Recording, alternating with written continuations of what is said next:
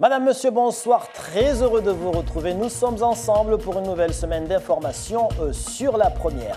À la une de l'actualité, la campagne MAYOPS d'observation du volcan sous-marin vient de s'achever. Aujourd'hui, les scientifiques ont livré leur dernière découverte à la presse. C'était à Taoudi. Et si les séismes ont diminué, on retiendra surtout la découverte d'une coulée de lave dans la zone volcanique. Nous parlerons également de la démolition de ces Kazantol à Iloni, dans la commune de Dembéni. Opération réalisée ce matin par les forces de l'ordre sur demande de la préfecture. Il s'agit ici d'habitations illégalement construites au bord de la mer. Et puis dans notre page sport avec Aurélien Février, nous reviendrons notamment sur la première édition du Super Fight qui s'est déroulée ce week-end au gymnase de Cavani. Très attendu par son public, le Mahorais Kevin Ouma a rassuré en battant son adversaire réunionnais. Le Super Fight 976, une grande première à Mayotte qui s'est soldée par une belle réussite. La deuxième campagne d'observation sur le volcan sous-marin s'est donc achevée la semaine dernière. Une mission de recherche qui a tenu cet après-midi une conférence de presse durant laquelle les scientifiques ont fait état de découverte d'une coulée de lave. Alda Alidi, Assad Razafiteheno. Il s'est passé à peine 3 semaines après la première campagne et déjà une nouvelle découverte vient d'être signalée. Il s'agit d'une coulée de lave située à 2 km au sud du volcan découvert le mois dernier. Une zone qui jusqu'ici n'a connu aucun séisme. Cette nouvelle donnée justifie la mobilisation de nouveaux moyens plus perfectionnés pour continuer à observer l'évolution de cette zone d'activité volcanique. C'est un champ de lave qui est à proximité de ce volcan, mais qui ne vient certainement pas du volcan, mais qui vient plutôt de failles à proximité de ce volcan. Donc c'est une zone où l'activité volcanique est, semble-t-il, aujourd'hui assez réduite. Par contre, la mission a constaté qu'à proximité de Mayotte, à peu près entre 10-15 km de Mayotte, nous avions toujours une zone d'activité sismique importante avec des essaims de séisme dont l'origine se situe à 25-30 km de profondeur.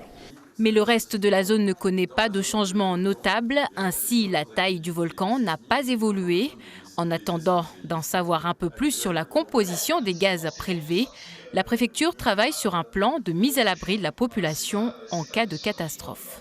Nous aurons des renforts également pour la préfecture de Mayotte pour travailler en liaison avec les communes sur les moyens pour mettre à l'abri les populations s'il y avait un risque de tsunami. C'est-à-dire concrètement, c'est évacuer les populations pour les mettre dans un lieu sûr. Le gouvernement a annoncé qu'un plan d'ampleur serait mis en place en termes de recherche scientifique, puisqu'il s'agit de MAYOPS 1 et MAYOPS 2, ce sont les noms de ces deux missions, vont être suivis de nouvelles missions dans les semaines et dans les mois à venir. Un système d'alerte générale est en train d'être élaboré avec ce constat. Mayotte ne dispose toujours pas de sirène d'alerte à la population. Il est donc devenu impératif d'en installer dans chaque commune de l'île. Plusieurs cases ont donc été détruites ce matin par les forces publiques à Iloni, des cases illégalement construites aux abords de la mangrove. Malgré plusieurs avertissements des services de l'État, ce n'est qu'hier soir que les occupants avaient décidé à plier bagages. Ils squattent depuis la nuit dernière sur la place de la mosquée. À Iloni, Taslima Abdou Hamza et Youssouf Ahmed Matouar.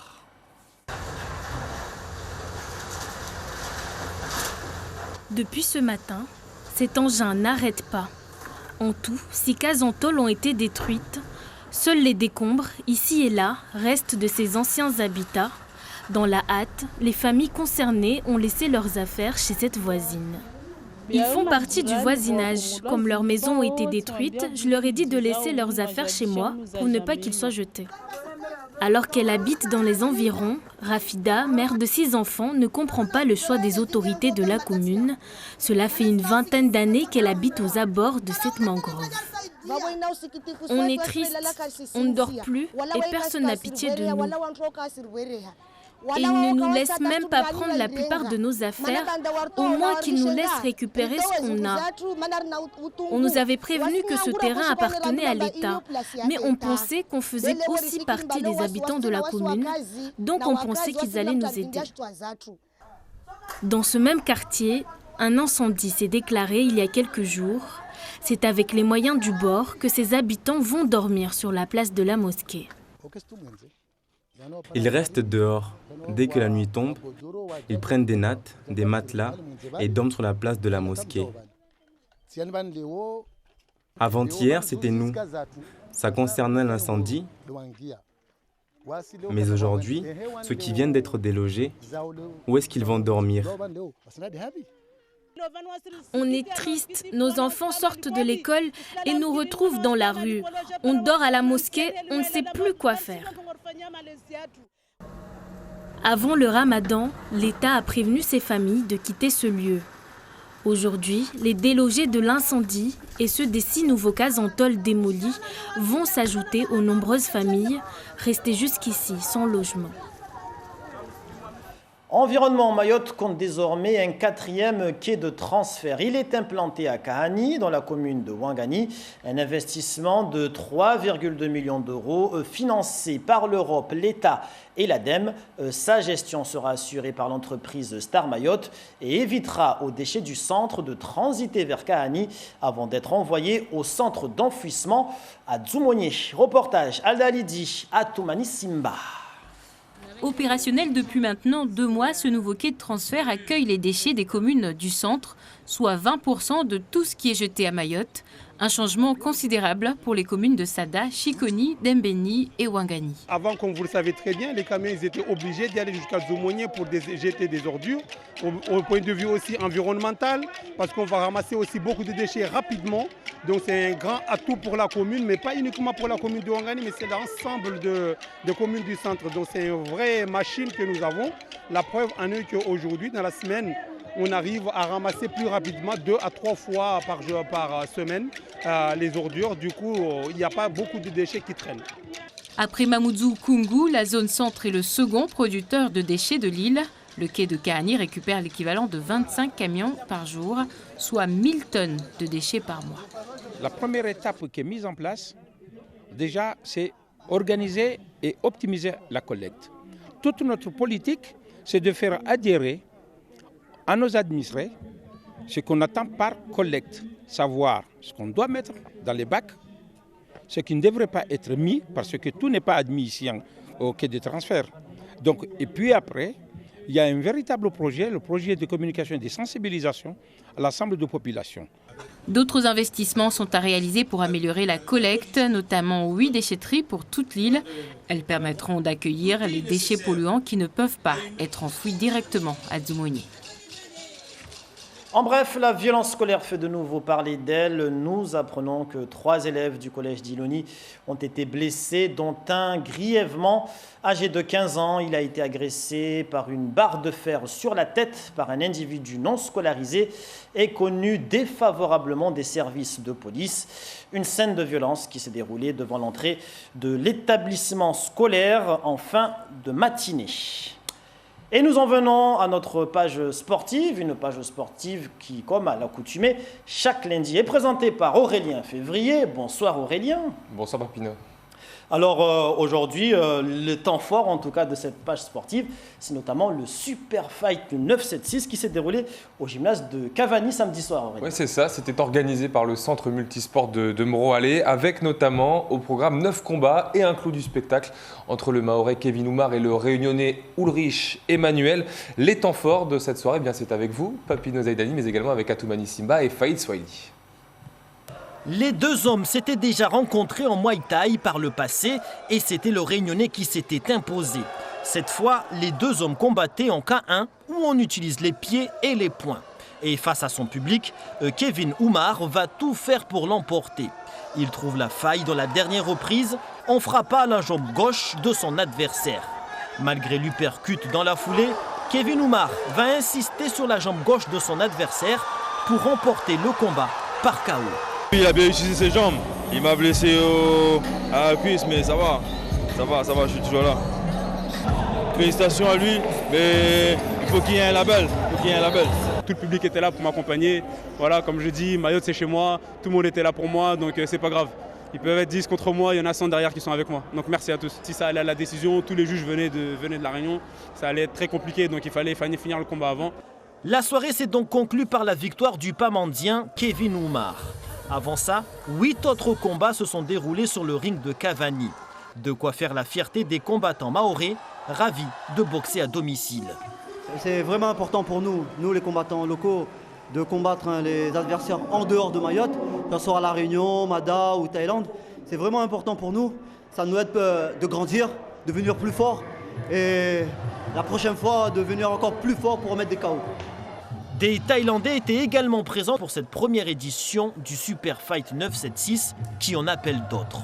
Nous aussi on peut le faire, nous aussi on peut accueillir, nous aussi on a des champions mahorais qui sont de l'extérieur, qui peuvent nous représenter sur place. On aimerait que l'année prochaine, qu'on puisse organiser encore ce gala. Malgré la difficulté, on a eu un gymnase un petit peu en mauvais état. Mais avec peu de moyens, nous avons su la rendre belle. Le public présent samedi au gymnase semblait en tout cas partant pour une nouvelle édition en 2020. Et en handball, vous l'avez suivi en direct samedi dernier sur nos antennes. Combani fait coup double en Coupe de Mayotte, Aurélien. Oui, puisqu'il y a d'abord eu la victoire des filles d'Ahmed Abdou face à Bandrélé sur le score de 28-17. On le revoit en image. Et puis, dans la foulée, quelques heures plus tard, c'est au tour des garçons de Combani de l'emporter avec notamment un surtout et déjà des grands soirs. Victoire cette fois face à Tchanga sur le score de 39-29. Combani représentera donc Mayotte chez les dames comme chez les hommes à la CCCOI de handball en décembre prochain. Et Coupe de Mayotte, toujours cette fois du côté du basket. Là aussi, on jouait les finales du côté du gymnase de Pamandzi. Et chez les hommes, Vautour l'emporte face au BCM, alors que chez les dames, c'est Fuselips qui réalise le doublé Coupe Championnat en battant cette fois Vautour. Là aussi, les deux équipes iront à la CCCOI mauricienne en décembre prochain. Et puis enfin, pour être complet en basket, sachez que Kadri Mwendadze est champion de France de Pro B avec son club d'Orléans. On le voit en image, puisque les Orléanais ont gagné les finales de play-off face à Rouen, ce qui ouvre les portes de la Pro A aux basketteurs originaires de Msaper. On aura l'occasion d'ailleurs d'y revenir dans nos prochaines éditions. On poursuit notre série sur la préparation des sélections en vue des Jeux des Îles à Maurice qui démarrent, je le rappelle, le 18 juillet prochain. Ce sera d'ailleurs à suivre en direct sur nos antennes. Oui, on parle ce soir de volleyball. Alors le volleyball, ça devait être la plus grosse délégation mahoraise aux Jeux des Îles avec 44 athlètes puisqu'il y aurait dû avoir le volleyball et le beach volley. À l'heure actuelle, seul le volley mahorais sera présent à Maurice en juillet prochain. Une échéance que la sélection prépare difficilement sans subvention départementale. La faute à une gestion obscure des précédentes subventions par la Ligue de volley mahoraise depuis des années. On est allé à leur rencontre pendant un entraînement avec Maolida Bouenayeri. Voilà les conditions de préparation du volley mahorais. Loin d'être au complet, à 3 semaines des Jeux, les joueurs présents se préparent exclusivement à Mbalamanga, à Msapéré.